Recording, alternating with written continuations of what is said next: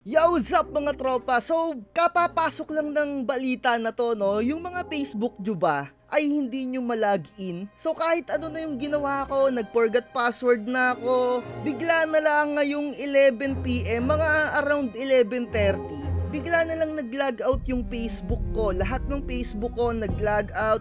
Hindi ko siya ma-forgot password kapag ka nilalagin ko siya, hindi ko siya ma-login. And then yun nga, kapag na-forgot password ko siya, meron akong nakukuha na code dun sa aking Gmail. Akala ko na-hack na yung aking Facebook page. So ayan, kahit anong gawin kong code or na dumadating dito sa aking email, kapag ka pino-forgot password ko, hindi ko siya malagin. So naalala ko, meron nga palang isang website dito. Eto no, yung Down Detector. Makikita nyo dito, around parang mga 11:30 or 11:20, eto, ang dami nang nagre-report na yung Facebook problem. So, wag kayong mag-alala, yung mga Facebook nyo ay meron lang konti sigurong maintenance na nagaganap. So, maraming nagko-comment din dito. Ito, kung makikita nyo, 3/5/2024. So, yung petsa natin ngayon ay March 5, 2024. Ito, no, ang daming nagko-comment dito.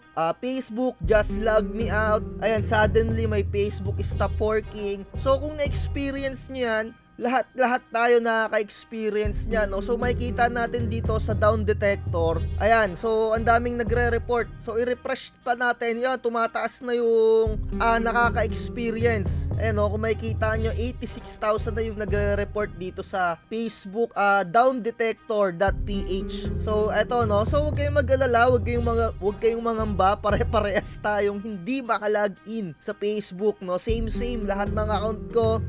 Nung February rin may ganitong naganap din. Eto, no, may nag-comment dito, I thought I was hacked or cache issue. Ayan, no, makikita nyo dito. So siguro mag-antay tayo ng update nito ni Facebook. Ayan, ang dami nang nagko-comment dito. Ayan, no, Facebook app not working. Kanina pa palang alas 3 merong ding ganitong nagaganap, no. Ito, no, kanina pa tong alas 3. So tignan natin, mag-google pa tayo dito. Akala ko din talaga na-hack yung Facebook, kaya talagang nagmamadali din akong i-forgot password.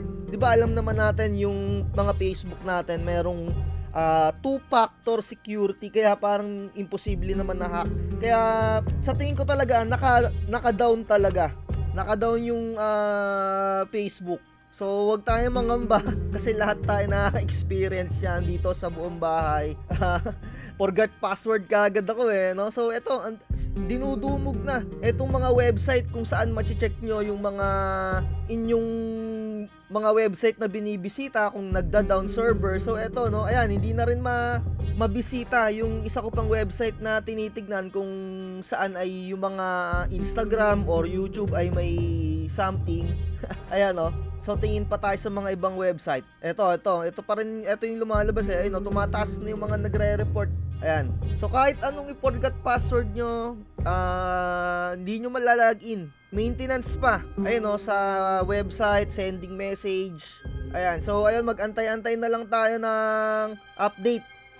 Ayun, no, ito, 2 minutes ago, got kicked out of Messenger. Kung na-experience niyan, hindi lang kayo nakaka-experience. Kahit ilagin nyo yung password nyo, nag-i-incorrect password, di ba? So, mag-antay-antay na lang tayo kung anong nangyayari dito. Sana bumalik na agad yung account natin, no? So, ayun lang. Subscribe for update tungkol dito sa issue na to kay Facebook para sabay-sabay tayong magkaroon ng idea. Bye-bye.